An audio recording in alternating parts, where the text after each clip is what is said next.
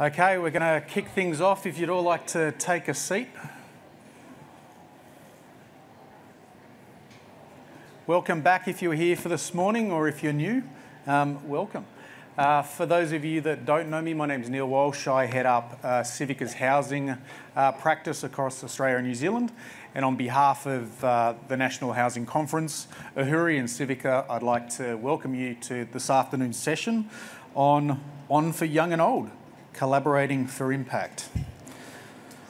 But before we get started, I'd like to acknowledge the traditional custodians of the land, the Wurundjeri people, and pay our respects to their elders past, present and emerging.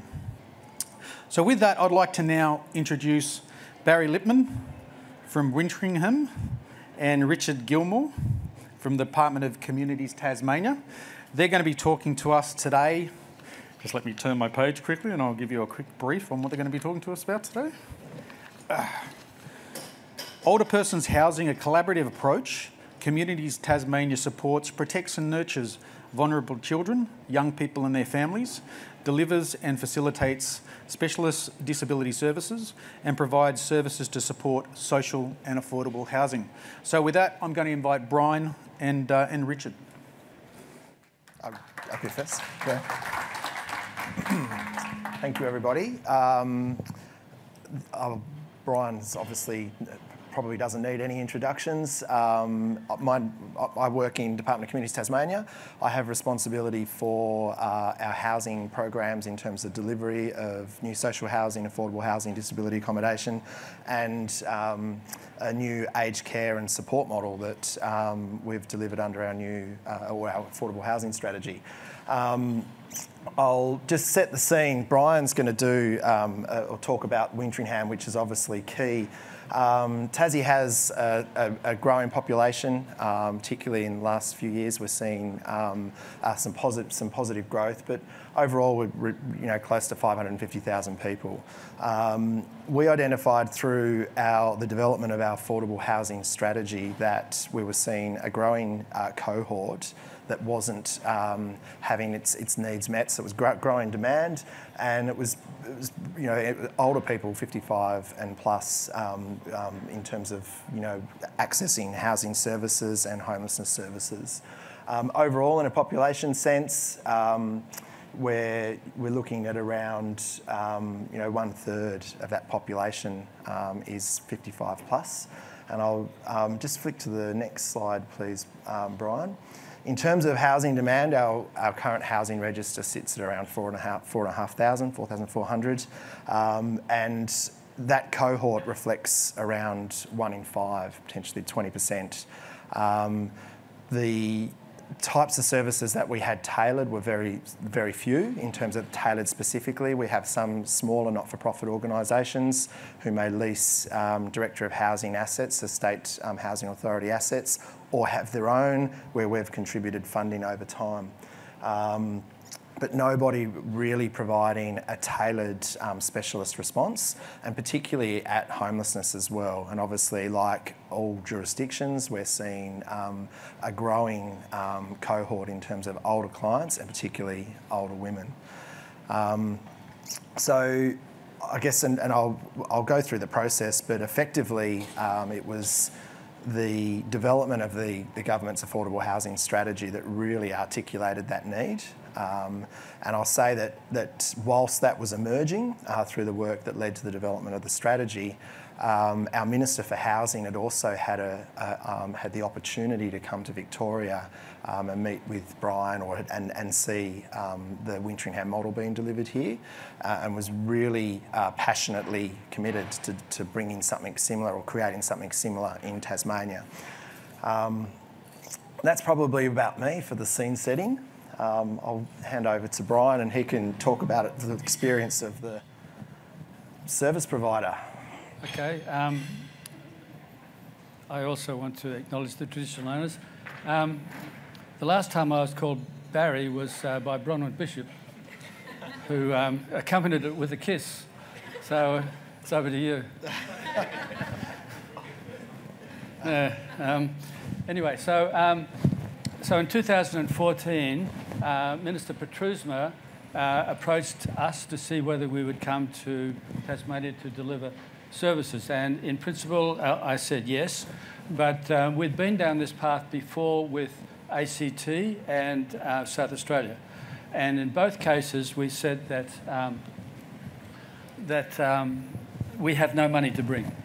We're quite a large organisation, something like 900 staff, and I'm advised next year we'll be turning over 100 million. So we're quite a reasonably large-sized organisation, but we make no surplus. In fact, if you include depreciation, we make a loss. So we couldn't bring any money with us. So I said to the Minister, which is the same thing I said to the other two jurisdictions, you have to fund everything. And not only that, but it won't survive on its own. It needs a wider cohort of funding, including housing and outreach. So for those people who don't work in aged care, which would appear that most of you here, aged care places are built through accommodation bonds. So your parents, when they go in, they have to pay a bond of anywhere up to, we hear of up to $2 million. And that's refundable, but that money is used to build services. So clearly, a homeless service, and Wintringham only works with homeless elders, they can't contribute any money at all. So, so we have to rely on external funding. The advantage, though, is that once the service is built, and it is a big bite for any government, state government, and ACT and South Australia did bulk at the initial capital cost, whereas Tasmania didn't. Once it's built, then you're on a gravy train of recurrent funding of $4 million indexed a year forever. So it doesn't take long to cover the cost of the initial building. And of course, on top of that, because we do outreach support and home care and housing, it makes a viable entity. So that's what I was just alerting to, that you need, buildings cannot survive. An aged care facility on its own cannot survive anywhere in Australia, really. You need other forms of funding to keep it going. What Wintringham has done is to build a number of them. We have 6 and another 2 in development, and we have a range of housing and outreach services to keep it viable.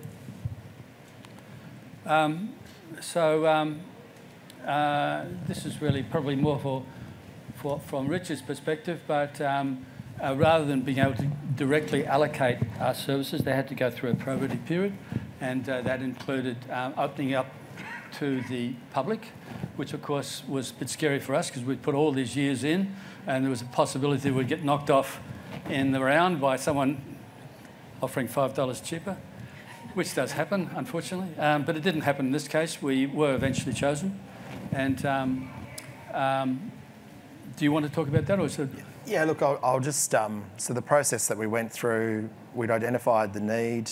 We were clearly seeing within our portfolio and obviously through community housing providers as well, that we were seeing a cohort of people that would qualify for aged care, and that in terms of service providers in that space, there were very few. So these people were either in unsafe, inappropriate accommodation, or were going into mainstream health providers, etc. So whilst we'd identified the need, and certainly we'd identified that the Wintringham model looked really positive for meeting that need, we did need to run a process to work out what the current landscape in Tasmania looked like, and give organisations who might be in the aged care space, who might be homeless or housing providers, to participate. It's fair to say that the process that we ran, we identified 2 organisations, of which Wintringham were one, who effectively said, look, we want to bring aged care or an aged care model into Tasmania that targets homeless people or people who are at risk of homelessness. We supported both their applications that year to the Commonwealth's aged care approvals round, the ACAR, and unfortunately none of them were successful, neither of them were at that time. We were also approached through that process by a number of aged care providers who were willing, with our contribution, to deliver independent living units within the context of maybe their retirement villages or on land that they had that would target our clients, but it wasn't really residential care in the sense of an aged care model. Out of that process, Wintringham were the only ones who came back and said, look, we didn't get it this time, but we're really determined and we want to have another pitch. And at the same time, as you know, sometimes planets do line up, we actually were approached by an agency within the government who said, look, we've got a site that they were going down and quite progressed going down a site to commercially sell the property to a private developer in a really good location, and said, when basically before that got approved, said, look, we're really keen to see if there's a site that you guys could use in one of your programs, and that site was at Wirksworth in Bellerive. The proposal, we provided some support in terms of the application through the Commonwealth. We were approved. It was a 40-bed residential care facility that was awarded the bed licences, if you will, to Wintringham. And in addition to that, the project also delivers 10 independent living units. Unfortunately, the gestation period for these projects can take time, as Bryan, I'm sure, will allude to.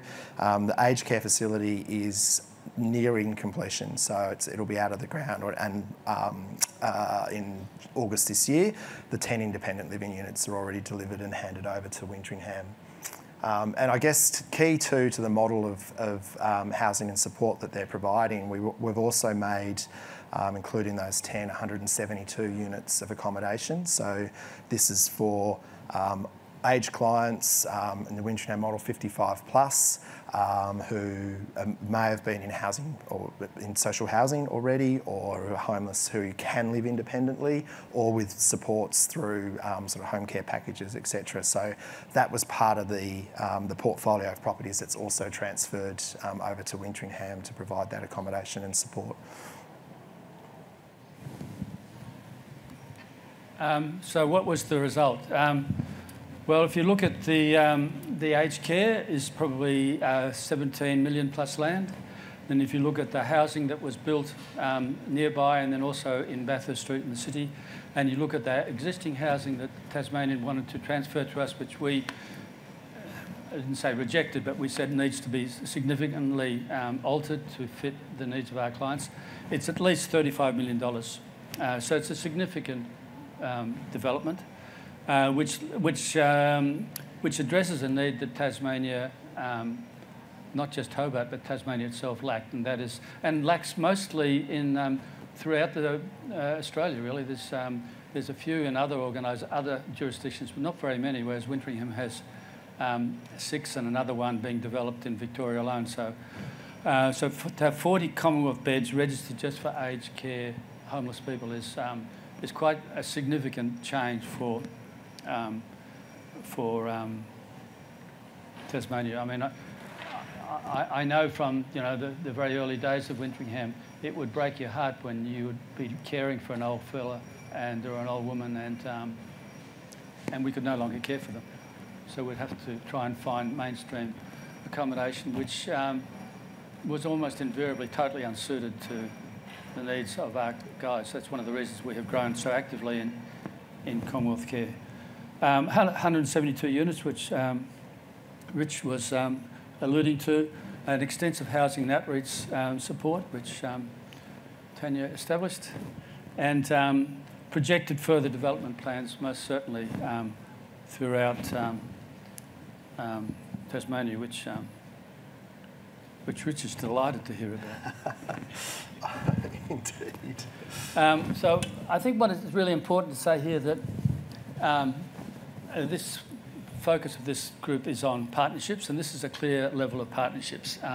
Wintringham could not have achieved this fantastic result on its own, and I suggest the Tasmanian government could not have done it either. So between the two of us, we have done it. And I suppose I didn't do a slide on it, but I thought, what are the learnings? We've all been to lots of conferences and heard services about how wonderful everybody is, and it can get a bit tiresome. But although I must admit, humility prevents me from saying anything other than great things about Wintringham. But I think it's important to say, like, what were the learnings? And I think there are two really clear learnings. When Wintringham started this development in 2014, all of the bureaucrats in Tasmania are still there now. And all of the people at Wintringham who played a key role are still there now, with one exception. But out of maybe 10 people, 9 are still there. We've had 3 different ministers. They've all been supportive in their own way. But of the leaders within Tasmanian government in housing and the leaders in Wintringham, they're all there. So that's a corporate knowledge. It's a system. It's a way of solving problems so easily. I don't have to. We've all been through this now. I mean, as fine as the bureaucrats in Melbourne are at the moment, then we don't have that corporate history, and that has made solving problems so easy. The other thing I think is really important is that we. Both organisations, Tasmanian Government and Wintringham, had a very clear idea about their role. And we didn't go into the other person's role. Tassie always referred to us on issues. We referred back to Tassie on issues. We had a very clear understanding where we fit in the whole process. And again, that is something, from my experience, quite unusual. Generally speaking, we don't like partnerships because we spend so much more time on partners than we ever do on our own projects. And that's seeing a few nods around here. It's obviously a shared experience. So partnerships are not all they're cracked up. They can be absolutely the worst thing you can possibly entertain. But if it works, it can be a fantastic outcome. And this is a perfect example where we couldn't have done it without Tassie, and Tassie probably couldn't have done it with us. And we've had problems. I mean, we've had less than welcoming reception from residents, etc., etc. But the project has gone through, and I'm quite sure one of the reasons that we're able to win all of these things is those 2 reasons. We had corporate knowledge in both organisations that understood the project, and we had very clear lines of communication and sense of responsibility. And I think Rich has put up a few I've photos. just thought to finish this. The photo on the left is the 25-unit development that's been delivered in Hobart, just on the fringe of the CBD. So that transferred, Tanya, sometime in, was it November last year or maybe earlier than that? Yeah. March even, yep. And the development, or the picture on the right-hand side there, is the independent living units, and you can see the staff admin building being erected in the back. That's part of the aged care facility. I guess just in closing, from the perspective of Communities Tasmania, I concur 100% with Bryan. One of the things that we were able to establish, I think, very early was a commitment to delivering the outcome and trust on both sides. We trusted that the Wintringham model ticked all the boxes, that Bryan was, and his team were committed to delivering something in Tas as much as we were to getting them down and delivering a successful outcome. And it wasn't, and one of the problematic things from a government perspective is that quite often the new services that we implement or the services we go and procure, it's a very long drawn out procurement process where you've got a very structured legal arrangement at the front end, and then lawyers basically hammering out every detail as you negotiate the outcome. Because, I mean, it was the model was agreed very early on. Bryan brought the recurrent funding to the table through the Commonwealth, through the ACAR. They funded Wintringham, and it was our capital contribution and recurrent funding for the housing model that was basically what we could bring to the table. And I think we were able to just negotiate in really good faith in terms of how do we resolve the issues from both organisations' perspectives. And that'll continue as the relationship grows. Obviously, we're very keen to see this model grow in Tasmania. It's certainly, the demand is going to increase over time. So the more we can deliver into that space, the better. And obviously, as Bryan said, it's really leveraging Commonwealth aged care dollars into a housing model or a housing outcome. And I guess just the other thing too is that, and I've probably been a bit cheeky in saying this, but the Wintringham is named after a gentleman by the name of Tiny Wintringham, who was an early client of Bryan's and also a strong advocate in the homelessness space here in Melbourne. And it was really encouraging, and I think quite a lovely bit of symmetry that he was also a Tasmanian man as well. So he's Wintringham, Tasmania. And I think the other thing to say is that we used a Tasmanian architect, a Tasmanian builder, and we employed Tasmanian staff and Tasmanian managers. So again, it's I've learned a lot out of this project. I've learned a new word, mainlander. Apparently I'm a mainlander, which I'd never heard that expression before. But I think it's really important that you don't come down with all the answers, that you come down and you defer to the knowledge and wisdom that these guys had, and we tried to make our model adjust to that. Thanks. Thank you. Well, thank you, Bryan. Thank you, Bryan. Thank you, Richard. And thanks for sharing the success of the project down in Tasmania, and I guess more importantly, what was able to be achieved working in partnership. So with that, I'm just going to open up to any questions. Let me just check my little app. They've given me an app now. This is really trendy.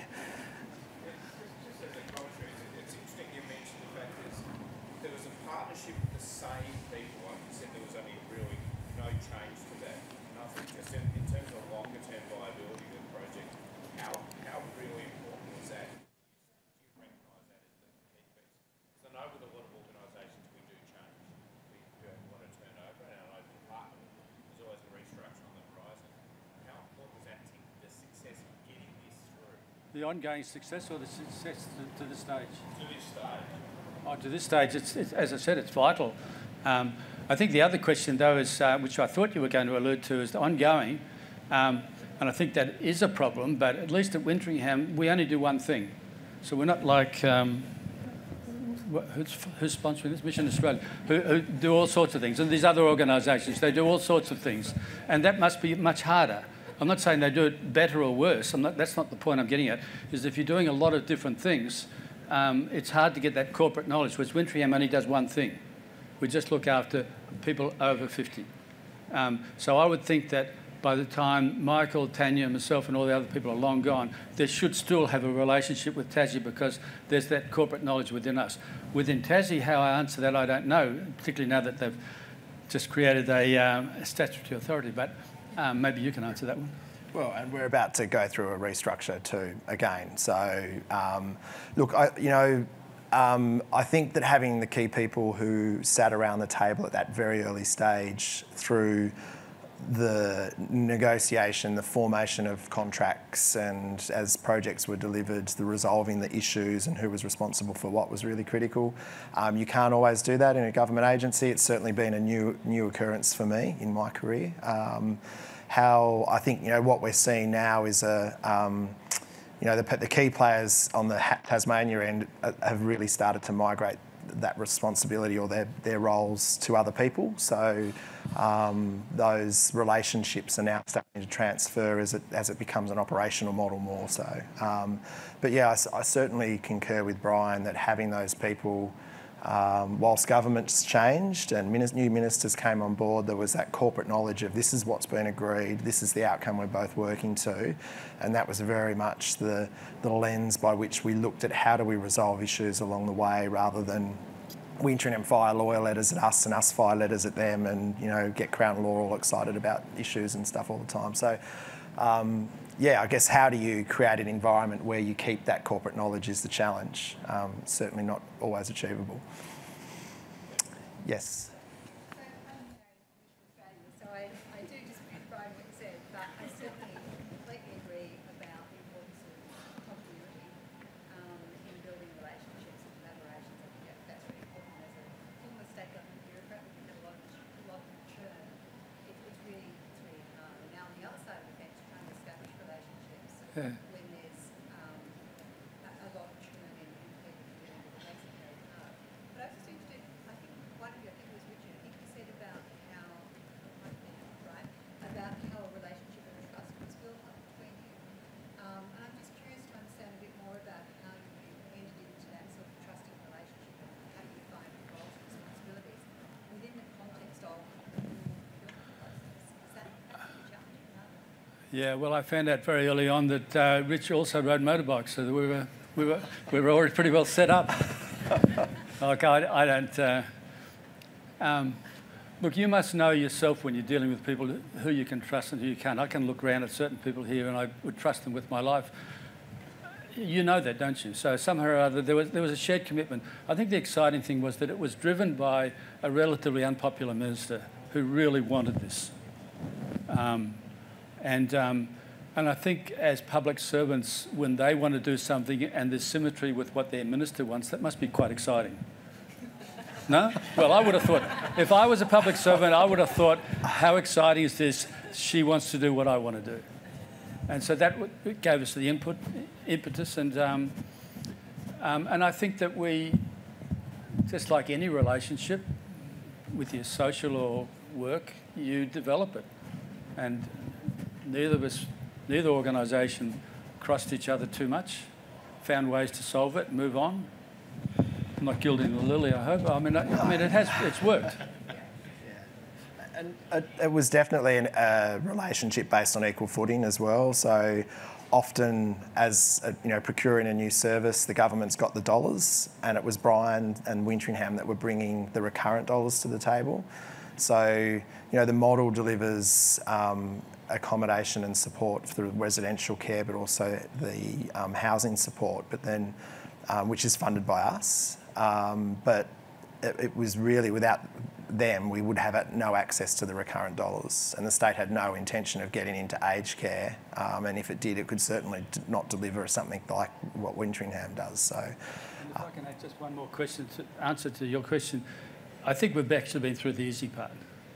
Apart from the resident objections and fighting all of that, that's relatively easy. I think much harder now is actually going to be running the services, and that's where the relationship is going to be so important, that we have established a working, honest relationship. There will be problems. There has to be. In fact, I often say to my staff, if you don't have problems, you've got the wrong clients, because we're meant to be working in the pointy end. So there will be times when the minister or the serious bureaucrats are going to be very concerned about what they've heard or happened, and we might have blued, So we have to solve that. If we've got a good relationship and can keep it, that'll make it a lot easier. Time for one more question. It looked like you were not successful the first time in getting the dollars from the Commonwealth. What process did you have to put in place to then be successful when you went back the next time to get that? And it sounds like you wouldn't have proceeded without that. Well, the minister was intent on trying to use Commonwealth dollars for the capital, and I suggested that would be unlikely to happen, but she was determined to do it, and so that's what we did, and we didn't get it. So the next time we did it, I said, if we're going to do it again, you have to commit yourself to pay for it yourself. So that's really what the thing was. So in the end, the state agreed to pay for everything. And that sounds awfully generous, but as I say, you now get this recurrent coming in all the time. So that was essentially the difference that, and I don't blame Jackie Peterson for saying that. I mean, why not try to access Commonwealth dollars? But it was just that my experience was that she wouldn't get it. Well, unlikely to. And I'd add to that, I also think that the second site that we had available at Wirksworth just really ticked the boxes more from a Commonwealth perspective in terms of service location, and certainly from a deliverability perspective in terms of that project. We knew we could deliver it on ground faster than we could the other two sites that we had available. Okay, well, if I can get a big round of applause for both Bryan and Richard, thank you again. I'll steal that if I could. Okay, I'd like to now invite Shorna Moore from City Sydney Mission and Dr. Tom Alves from AHURI to come forward. They're going to be talking to us today about towards a youth homelessness strategy for Victoria. Oh. Oh, I do apologise. Okay. Thank you so much. Sorry, one second.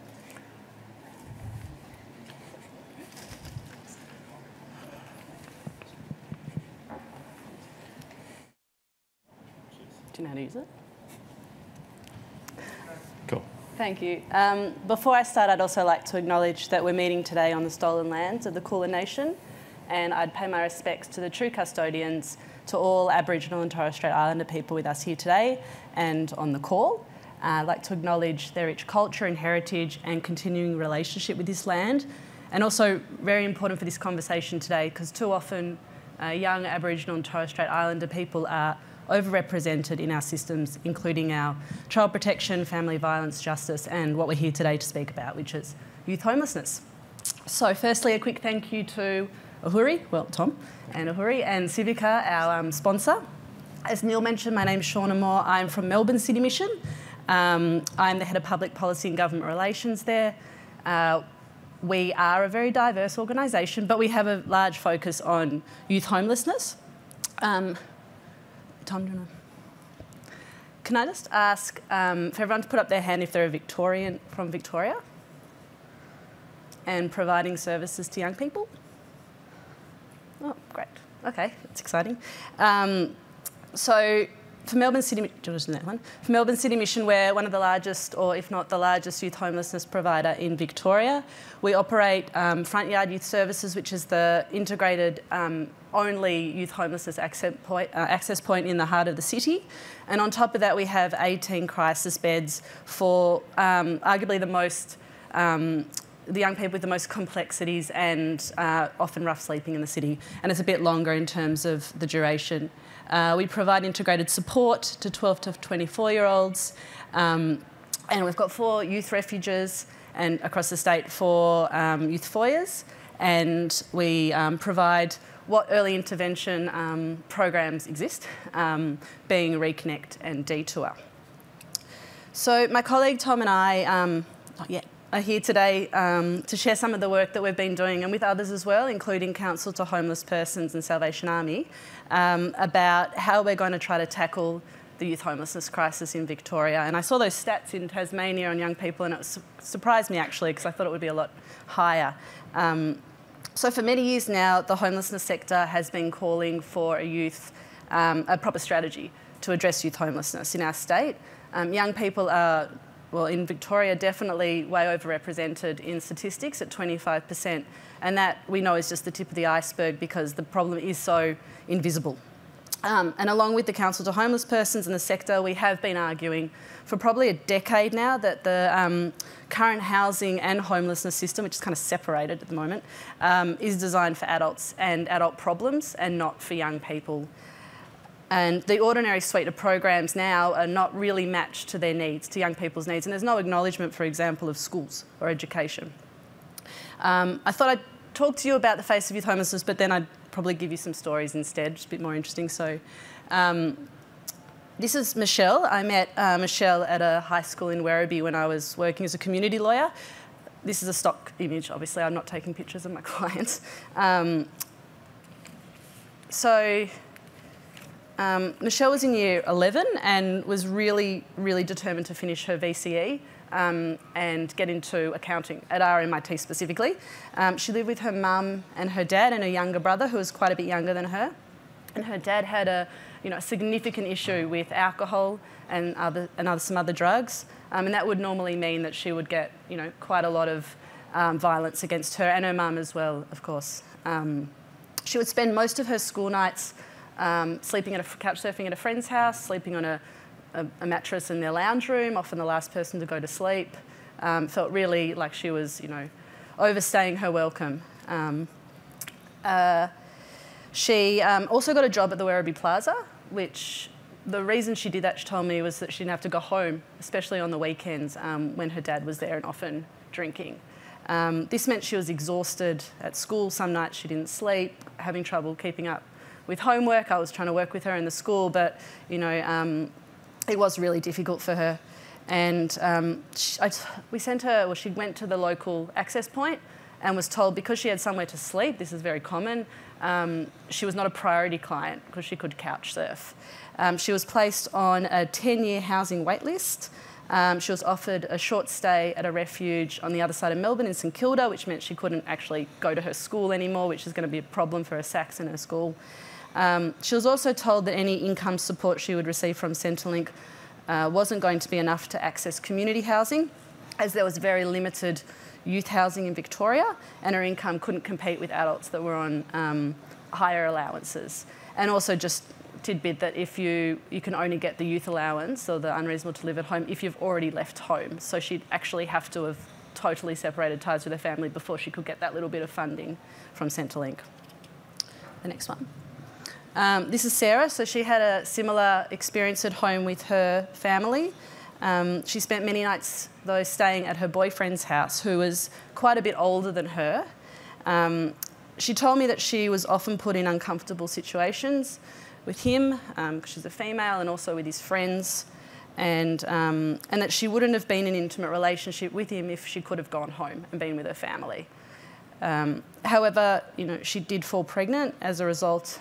She wasn't allowed back at home, and she found it really hard to stay engaged with school and ultimately dropped out. And I totally understand why she did, because most of the time she spent during the day was trying to work out where she was going to sleep at night. And she was also petrified that once her son was born, that he would be taken from her if she didn't have secure housing. So her whole life was about looking for housing, and she couldn't, stay at school. Thankfully, though, when her baby was born, she did text me and let me know that her auntie let her stay at the house, but they've got a very, I wouldn't say stable relationship, but at least her and her baby could stay there once he was born. Go next one. As I mentioned earlier, MCM runs Front Yard. That's the only statewide access point in Melbourne, and we have a lot of young people presenting to the access point. So they come a lot to MCM, but the actual times we open up, I guess, an access point, the file. You would think that a young person who hits the system, especially a very vulnerable young person, would be supported for as long as they need to exit it, but actually, for anyone that's working with young people in Victoria, you'd know that there is a churn, and it's, I guess, the churn like around workforce, but this is about just going through so many different programs, and still a lot of these young people are still churning through the system with no exit points.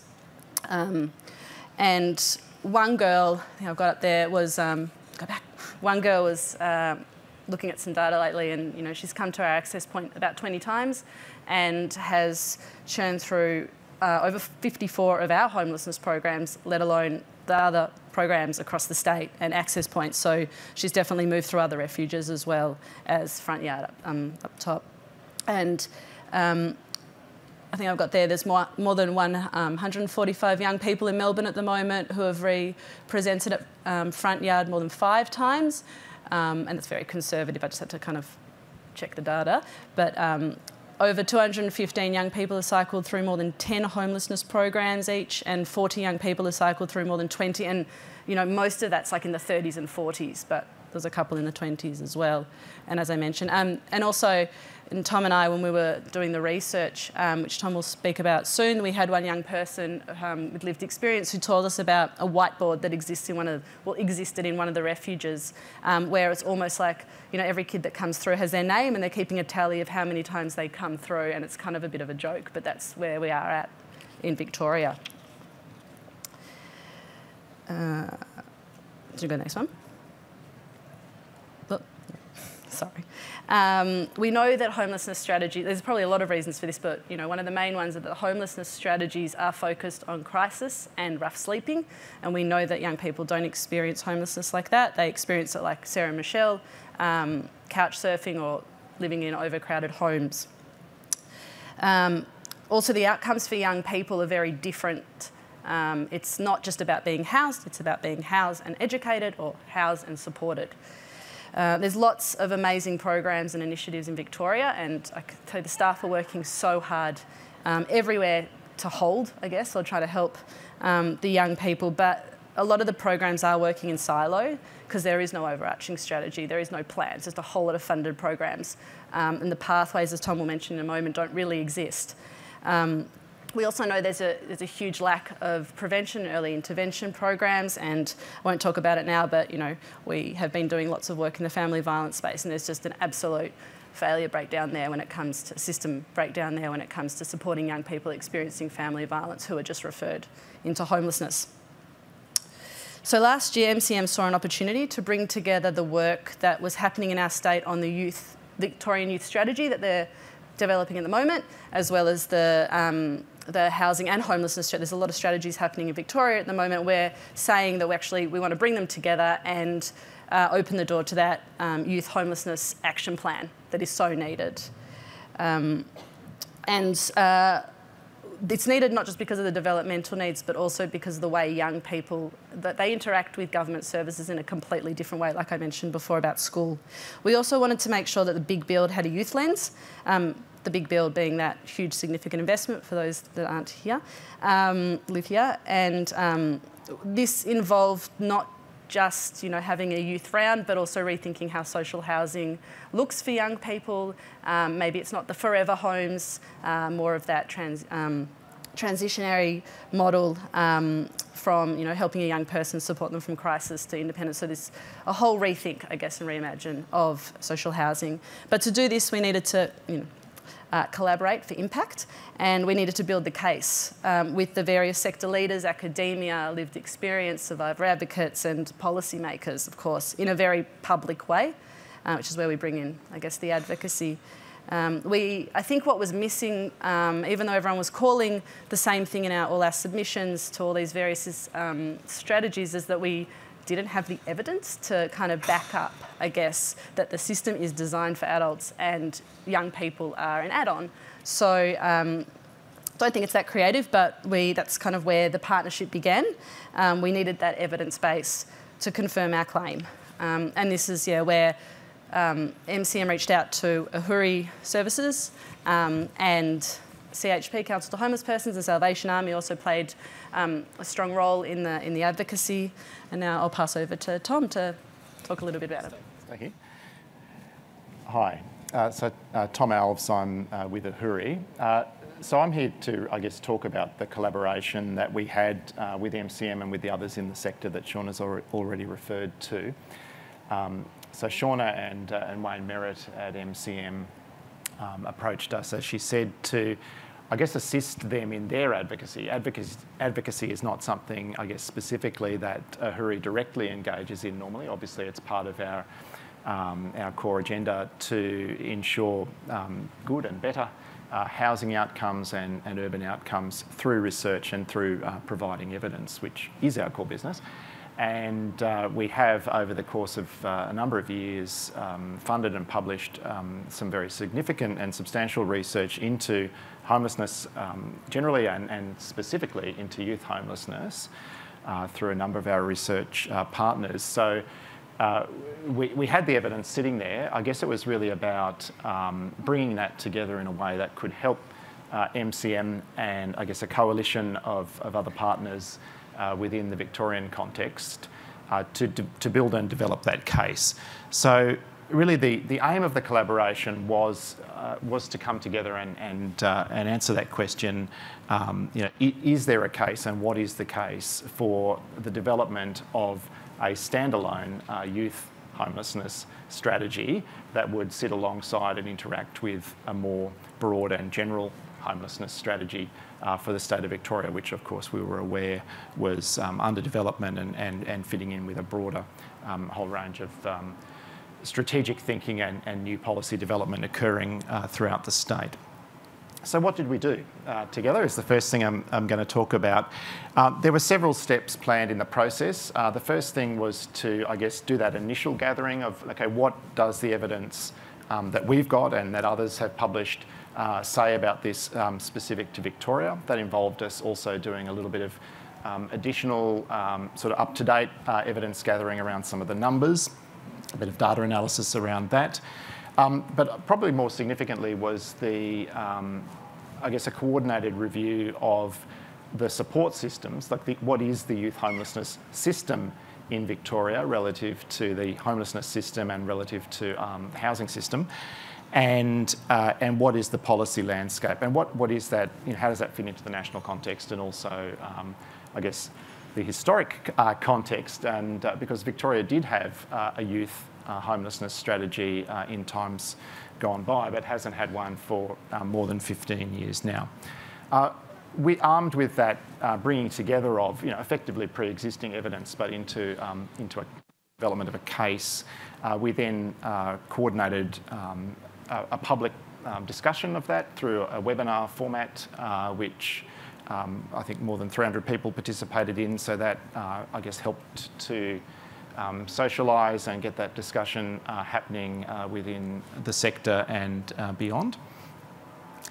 And that then formed the basis then of the next stage of our collaboration.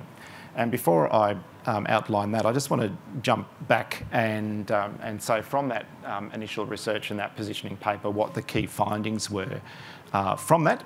Firstly, and none of these are going to be a big surprise, I'm sure, to any of you, but firstly, youth homelessness in Victoria has been increasing. We were able to see that.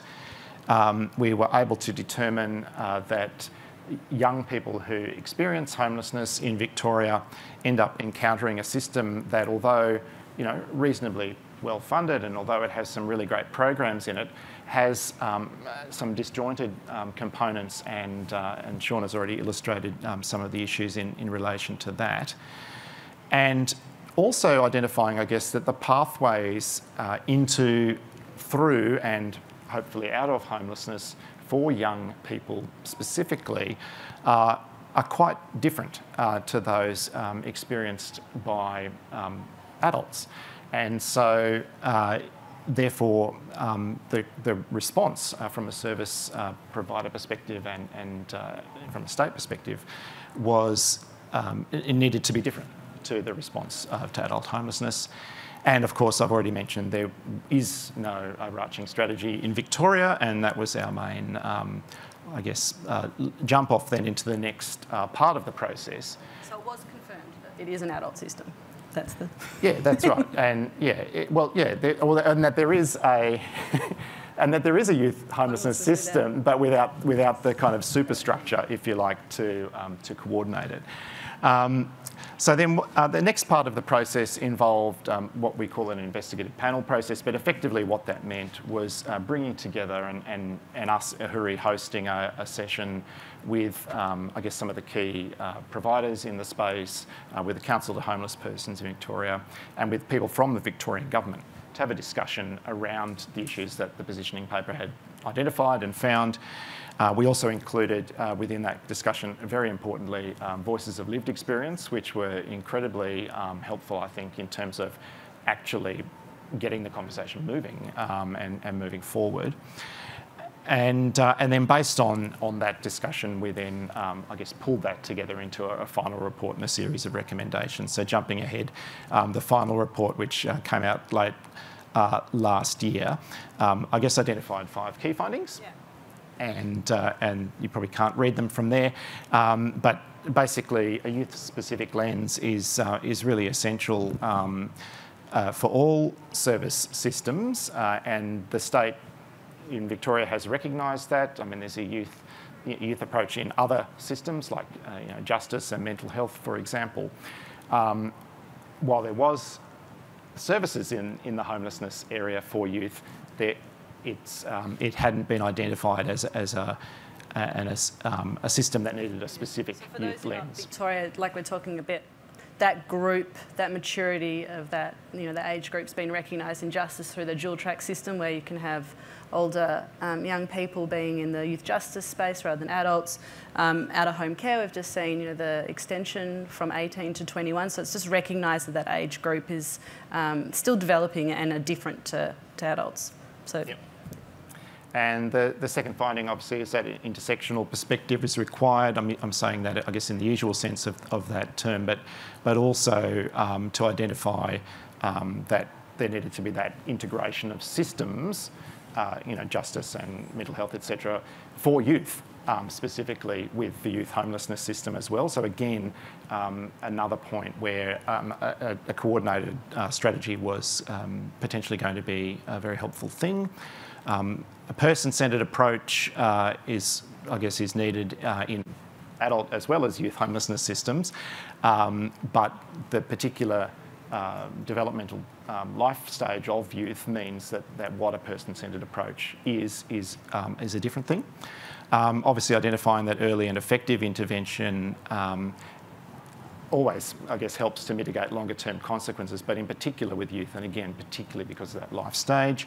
And finally, again, studying the obvious, but we do need housing solutions as part of this as well. We do actually need places where young people can go, and these need to be safe places where young people can go, not necessarily in with adults who are part of the adult system. With the intersectional perspective as well, it's the intersection across the system but also across the population. So when we talk about young people, we're not talking about a minority group. It's kind of fallen into that space. We're talking about young people from COLD communities, LGBTIQ plus disability. We are talking about a stage in life that everybody experiences. And so we're trying to really combat that idea of young people being treated over here as an add-on or as a minority group that's next in line. So that's something that we're trying to do strongly with this research as well. Yeah. So that was it really, and then Shorna's going to sort of say where we've landed now. Yeah, which is a little bit very quickly. Sorry. A little bit tricky because when we wrote the abstract, we thought the strategies were going to be released. But we're still waiting on the youth and the housing strategy, but we've been having lots of conversations, CHP and MCM and others, with Homes Vic and Fairer Vic and DTF. There's open conversations between them all. We are really hopeful that the 10-year housing, social and affordable housing strategy has recognised young people, especially in the housing. There's been quite a lot of sympathy about the need to look at those financial barriers that exist for young people as one barrier, and the need, of course, for support. And we were very excited to see some investment, there could be more, but some investment from the big builds. We saw the 50 million into youth housing, which is open at the moment. What's exciting, I think, about that round is that, including the foyers, which are what's kind of known, the Education First foyers, there's an opportunity now to build on the evidence and for this round to fund new youth housing models, especially for young people that are not education ready. So there's really, young people that are experiencing a huge amount of trauma, and it's not time to start talking about education pathways. It's time to, help them heal and recover and then kind of get to there. So this is a really exciting round because I think for one of the first times in Australia we can actually start looking at different models so that all young people can get a housing solution. We will continue to advocate, probably not AHURI, but MCM and CHP and others. So if anyone in Victoria or across the country is interested to know more or get involved in the advocacy, please reach out. Just contact Melbourne City Mission. Thank you. Perfect. I've got to stop doing that. Yeah, we certainly do. So thanks, Shorna. Thanks, Tom. So I just wanted to start off with saying, Shorna, thanks for sharing the experiences of some of your clients and really raising the profile of, I guess, the vulnerabilities and the challenges that are really affecting our youth across Melbourne, and I think we'll all agree across Australia as a whole. And hopefully working with AHURI, we can raise the profile of that and work towards, creating a homeless strategy for our youth. Okay, so with that, I'm going to open up to questions. But before I do, we've gone high-tech. I've got a couple of questions here on the iPad. So the first one is, do you offer services suitable for the specific needs of LGBTQIA young people, especially trans young people, who are an incredibly vulnerable population group? I think that's to me. So that's about Melbourne City Mission in particular, or there is an absolute lack of support services across the state, of course. We're not a specialist organisation. We work with Drummond Street and Queerspace and -18 and others. We have a huge number. The last time we did a snapshot, I think it was about 35% of the young people coming to our access point in front yard was from an LGBTIQ plus background. We have a lot of gender diverse young people, especially in one of our refuges. We're doing a lot of work at the moment trying to build up with specialist organisations to improve those service responses, but I think it's a partnership. but I think rightly so, it's a very vulnerable group. And this strategy will need to include a very intersectional lens. So when we talk about a youth homelessness strategy, it's including all the groups that, and we've specifically called out, I think, in our report. Yeah, I just want to add to that, not associated specifically with this project, but just personally, I have a couple of trans youth that I know fairly well, and just I guess to me it really illustrated the point that we were sort of looking at together in relation to the youth homelessness strategy. Children who are trans or have gender identity issues that they're working through have access to support up to about the age of 16. Adults over the age of 18 have a range of supports, but there is a gap there that exists in terms of a range of, and this is in the health system, a range of supports that are available to youth. And to me, that just sort of underscored, I guess, some of what we were looking at together in relation to the homelessness system as well, is that youth are, it's that transition in life that everyone goes through. It's a crucial moment, and yet it's often the case that service systems are designed for one, one or other. Gap specifically about 15 to 19, that unless you're loved at home, in that kind of family environment, we know teenagers don't have a really good rep. So our system needs to really care more about this group if their parents aren't able to support them. But in the family violence work, especially that we're doing, that is exactly why so many end up at front yard. It's a lot around gender identity and identity in general when it comes to that breakdown in the family and coming to the homelessness services. So I think a lot more needs to be done in prevention as well, not just homelessness responses. So we do have a few more online questions, but I might throw out to the audience here. Does anybody have a question? Oh, lady over there.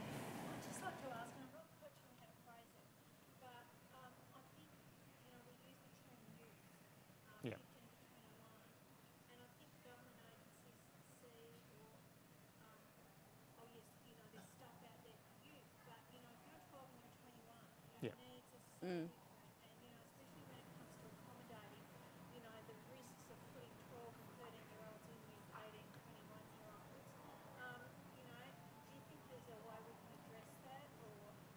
Well, we've been advocating really hard to decouple children and young people. You see them too often thrown in the same bucket, and then the service responses are very focused on the little ones who are sitting within more of a formal system.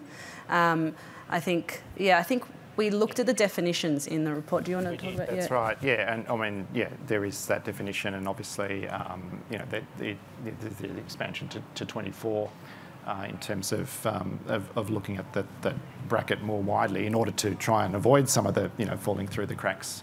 But you're raising the issue of differentiation within that range, which I think is really important. And you come up against that.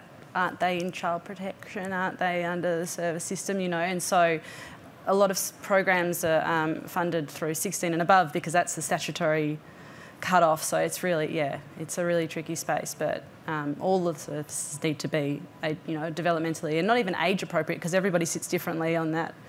A 12-year-old could be the same as a 15-year-old, the different needs. So I'm going to finish off with one more question.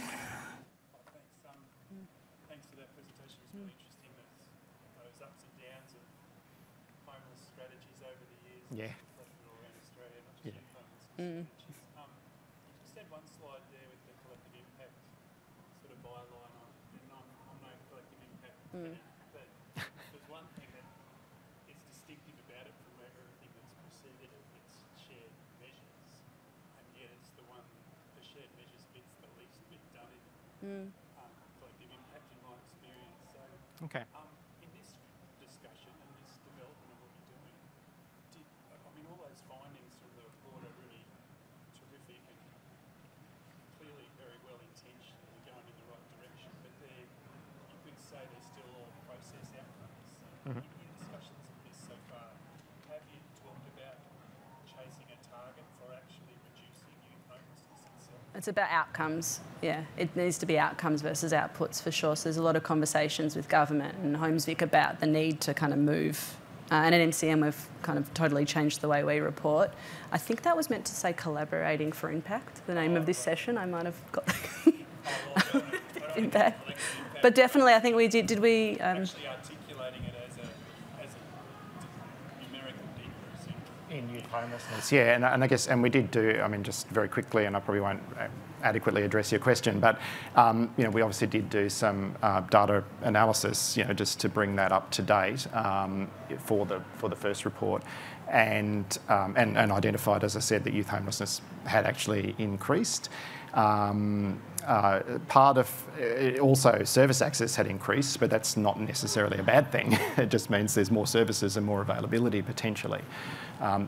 Would need to be drilled into further to understand that. Yeah, I mean, I think where this was all going was to say, look, really the state needs to be developing a strategy, and I guess it could always be part of a strategy, that a strategy sets targets, that a strategy does, you know, actually look to, you know, measure impact over time in, you know, a whole variety of potential ways. But yeah, I guess that's the next step. Although, like looking at the family violence space, when you start doing targets, it all becomes about bringing down, you know, the number of women that have lost their lives, you know, and it becomes a bit fixated on those targets when, you know, I think we need to look at outcomes more broadly. And for young people, I would assume if we were to get a strategy and real like action behind trying to tackle this, the data would go up. Like, it's an invisible issue, so you'd assume with more like the data would go up before it starts going down, and more prevention, obviously. Yeah. Which, you know, with the access to services, I think part of that is because of improved funding of services that's occurred over that same time frame. We're probably going to have to wrap it up there. If we can put our hands together for Shorna and Tom. I know there's a few questions still outstanding. Please feel free to reach out to them directly. I know I've got some online that we didn't get to, so please contact them directly and continue the conversation. These are really important topics that we're talking about today. So I'd like to bring to the stage Julia Barron, Youth Affairs Council of Victoria. The stage is yours. Thank you very much. Well, good afternoon, everyone, and thank you so much for having me here today.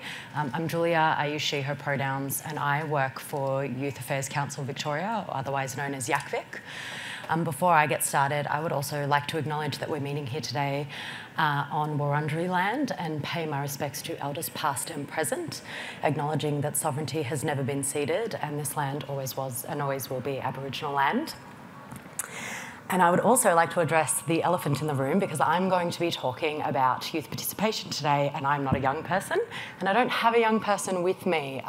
We had hoped to have two wonderful young women that have actually worked with us on a lot of our housing policy work to date, but due to commitments clashing and COVID for one of them and all sorts of things, we just couldn't make it possible. So I'm actually apologising for that in advance, because it's always our preference to have young people with us when we're doing this sort of work and leading the work that we're doing in this space. So for those of you who haven't heard of YACVIC previously, we're the Victorian peak body organisation representing young people and the youth sector. Our goals are to elevate the voices of young people and the youth sector broadly to institutions of power such as government, and particularly the Victorian state government. We like to promote solutions by identifying and recommending policy and advocacy issues, or on ideas, I should say, on issues that affect young people directly. Building capacity through resourcing and promoting high-quality youth work, youth participation and leadership. Nurturing connections by convening groups and enabling platforms for coordination, support and collaboration across the sector, across government and with young people more broadly. And advancing thinking by partnering on research and consultations on emerging issues for young people. We work closely with our core agencies, YACVIC Rural, who bring a particular focus on the issues faced by young people, and the youth sector based in rural and regional Victoria, as well as the Youth Disability Advocacy Service, or we call them YDAS, who are the only advocacy organisation for disabled young people in Victoria. We also work closely, obviously, with other key partners across the youth sector and government broadly. So today I'm here to talk to you about youth participation and particularly how it relates to policy development. I'll talk through some of the key models of youth participation and why it's important to embed this practice in policy development in particular. I'll use some of the previous work that YACVIC has done in the youth housing space to highlight what youth participation can actually look like in practice and the benefits that can be gained from following this sort of process. So what is youth participation? Youth participation is the practice of actively involving young people in decision-making processes.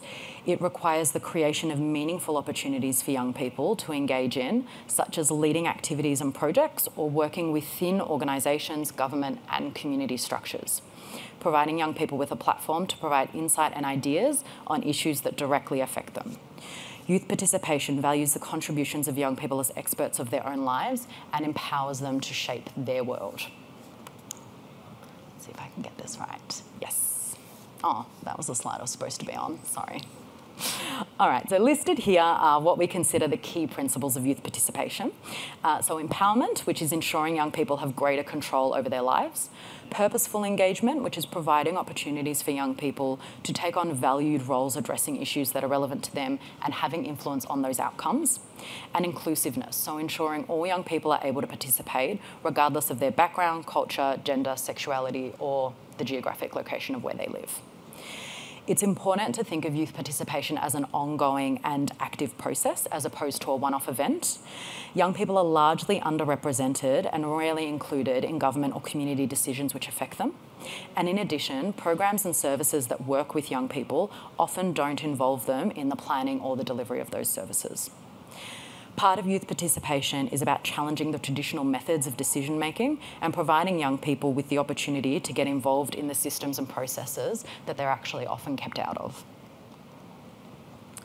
So it would be remiss of me to talk about youth participation without referencing two key models that have definitely influenced YACVIC's work in this space, Roger Hart's Ladder of Participation and Dr. Harry Shear's Pathway to Participation. So on the left there, we have a picture of the Hart's Ladder of Participation. This model was first developed back in 1992, applying Sherry Arnstein's ladder of citizen participation to this idea of participation of children in adult projects, programs and activities. So this model was developed in recognition of the power relations and struggle for equal rights that children and young people face when seeking opportunities to learn and participate in programs which directly affect them and their lives. It highlights the various ways that young people may engage in a process, with the bottom three at that ladder being manipulation, decoration, and tokenism considered as non-participation.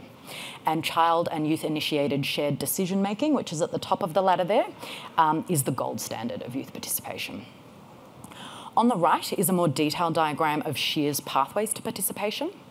According to this model, youth participation is a process which starts with an organisation or governing body identifying where they currently sit on this diagram and how they need to improve in order to develop and implement effective youth participation in practice. This model considers how children and young people are listened to, how they are supported, whether their views are genuinely considered, and how much power and responsibility they actually have over their decision making. So you can see there's a real difference between, I guess, what is done quite regularly at the moment, something like once-off consultations with young people and communities, compared to actually having young people informing decisions that are made at a government level, in an organisation and so forth.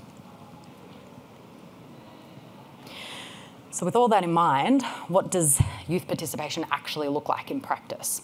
Well, at YACVIC, we engage young people in a number of different ways, ensuring opportunities are varied and flexible to suit the needs of young people, whilst also having genuine responsibility and input into decision making.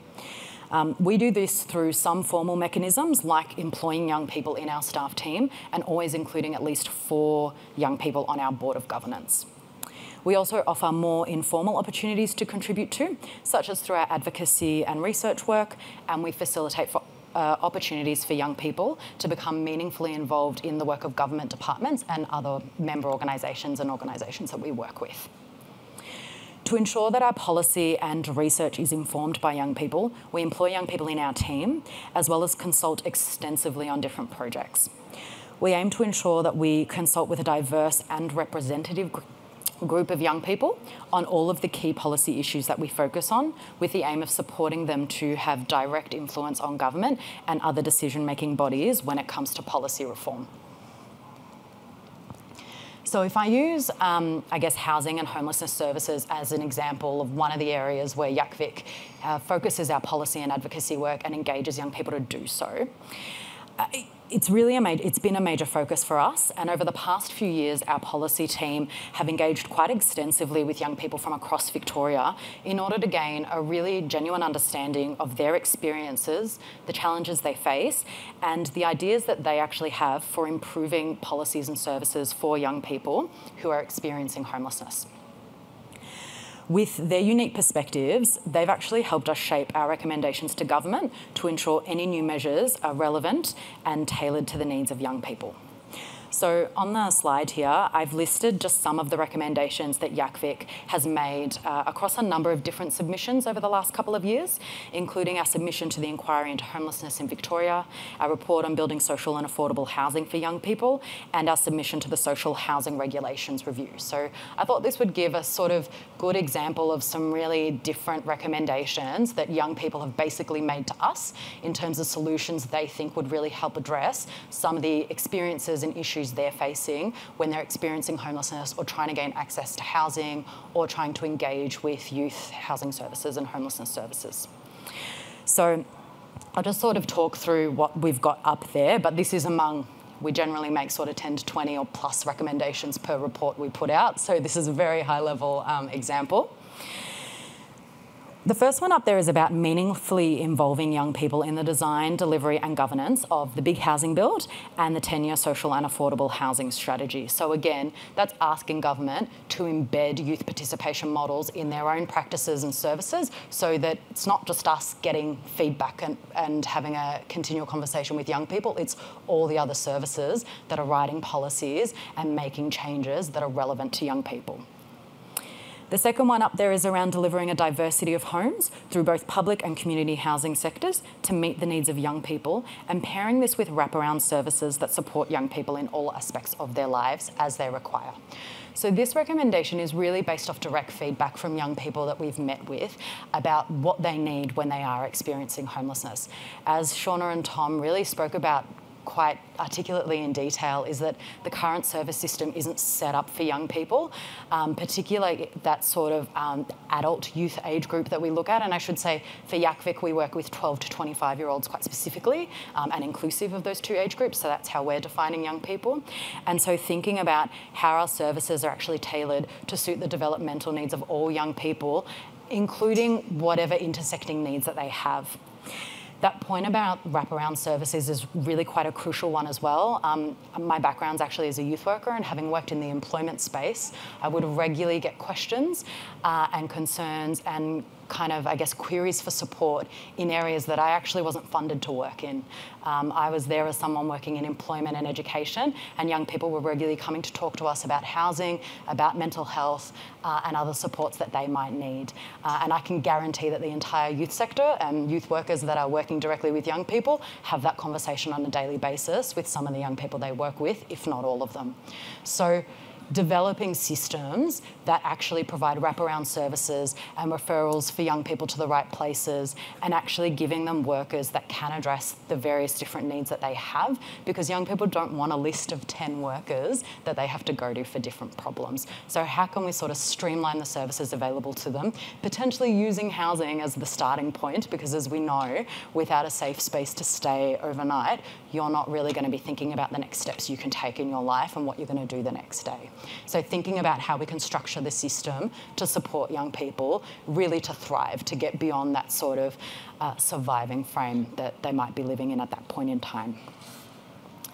The third one up there is about establishing a high-level housing forum with representatives from government, different ministers, departments, community housing providers, local councils, specialist services. The list in the actual recommendation in the report is a lot longer than that. And especially though with young people with lived experience, to coordinate all responses to youth homelessness. So again, that's about actually embedding young people in the decision-making processes and trusting that they're smart smart enough to contribute, because I think the other thing about working with young people as it's assumed that professional equals expertise equals knowledge, and so the people that are employed in the room are seen as the experts on whatever topic they're talking about. But actually, as we've seen in Victoria, particularly in the mental health space and in other areas of work, lived experience has a lot of expertise to bring to the table as well, and it should be valued. And that should be shown through remuneration and resourcing and capacity building and genuine support, and young people need to be part of that process. And finally up there, the other key thing that we've noticed at YACVIC is that data collection around the experiences of young people, firstly in terms of how they experience homelessness, but then also their ability to access services and what that looks like in the system, isn't, there's not enough of it really to inform what some of the future policy responses should be. So actually updating the types of evidence we're using and the way we're collecting data so that we've got a more accurate picture of the young people coming through the system who need support and what they're saying that they'd like to see. So all of these recommendations have been informed by the feedback that we've gotten directly from young people. And whilst this list isn't extensive, if you're really curious, you can find all of our reports on our website. It does give a high-level overview of some of the ideas that young people have brought to the table when we've worked with them and how their ideas can help change the system to better suit young people across Victoria. Thank you. So I know that was quite short, so thank you very much for your time today, but I'm open for questions, I guess. Thanks, Julia. Look, that was, again, a really important topic, highlighting the importance of ensuring that we engage with our youth when designing policy that's going to impact their lives. So really, again, another important topic. So we're going to open up to questions now. So one straight down the middle there for us.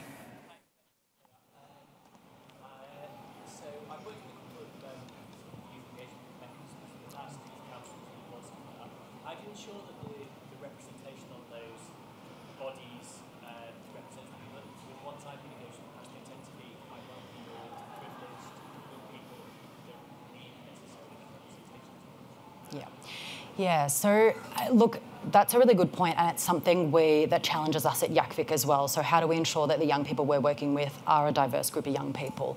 And I guess for us, there are two ways to kind of look at it. The first is reflecting on you as an organisation and what your systems are like and who you're connected to and who you're working with. For YACVIC, we're one of a few peak bodies in Victoria. We partner really closely with organisations like AHURI Youth Council, the Centre for Multicultural Youth, Minus 18. So these are organisations, as I mentioned before, Youth Disability and Advocacy Service. These are organisations that can link us with young people to bring a more diverse group across into our work because our, I guess, connections previously have usually come through government, and so you're right, they end up coming from privileged backgrounds and often very similar opportunities, although not always, to be fair.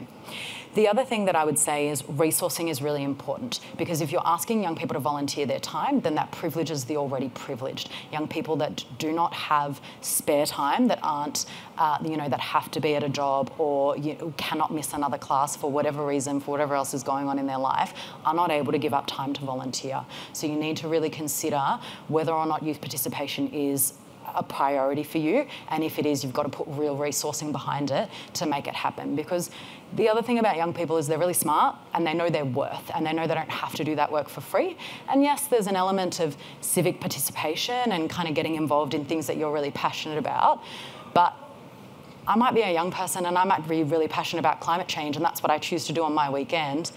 I'm not choosing to consult with whatever government department about my personal experiences and you're asking me to talk about them on a regular basis and tell you how to do your job, So I think there are a lot of different ways to consider youth participation and I think if it is a priority for you or for your organisation in your work, yes, you can be flexible about it and offer different kinds of opportunities for young people because some young people are free and available to volunteer their time and that's going to work for them, but making sure that you've got real resourcing and I guess genuine commitment from the organisation to do it is going to help, and pull on your network. So if you're finding you're not getting a diverse group of young people connecting with you, or you'd like a more diverse group of, I guess, experiences or backgrounds or whatever, certainly contact YACVIC and you know, organisations that have big member bases, because we would put a call out in, we've got a youth participation practice network, so we would put a call out to all our members and say, here's this great opportunity, here are the details, if you've got young people interested, get involved. And there's quite a few organisations that actually would do that with their networks.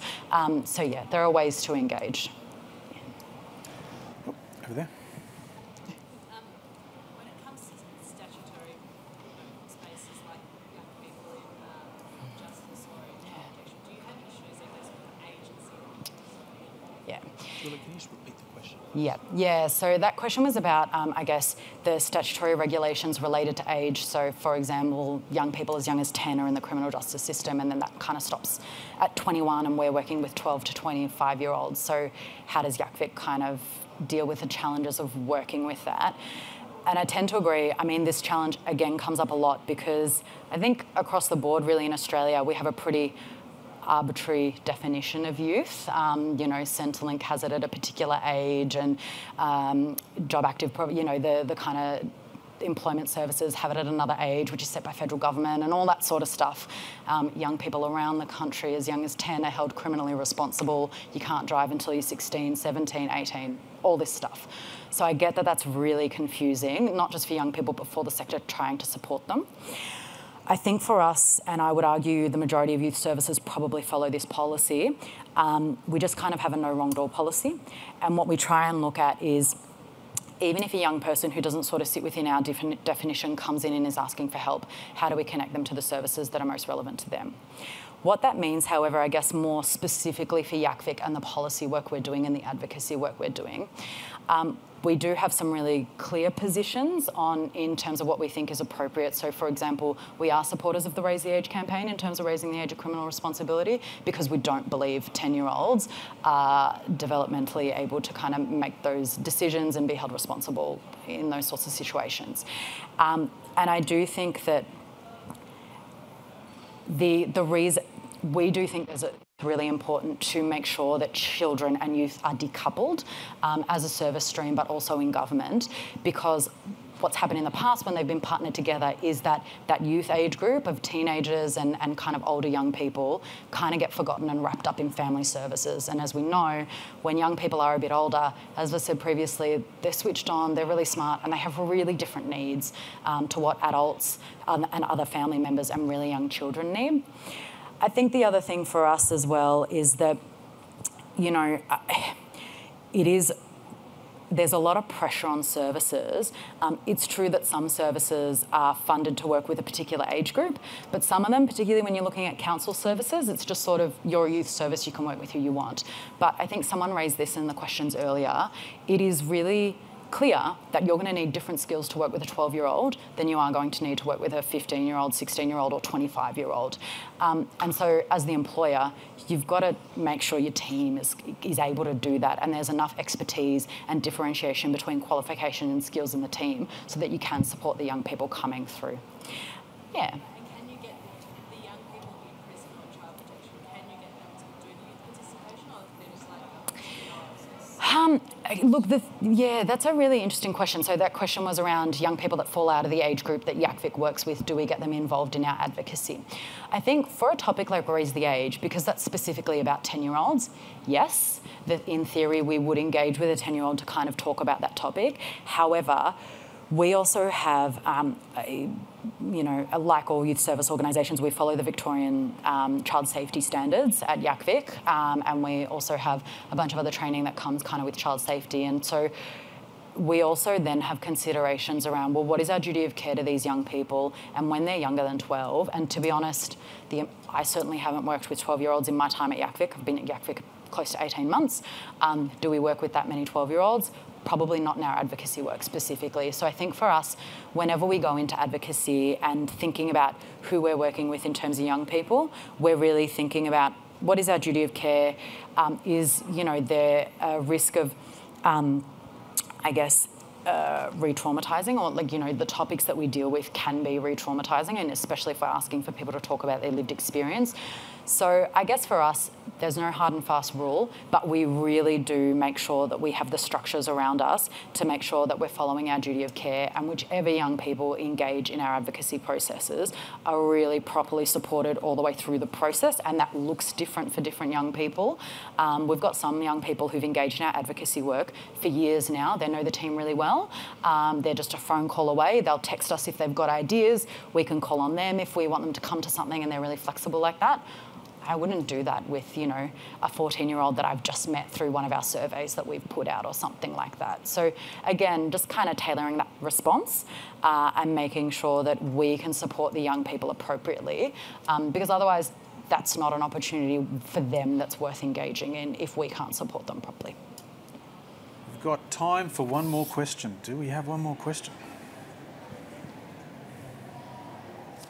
Okay. Well, perfect. If we can get a round of applause for Julia. And if we can also give a big round of applause for all our speakers today. They did an absolute awesome job.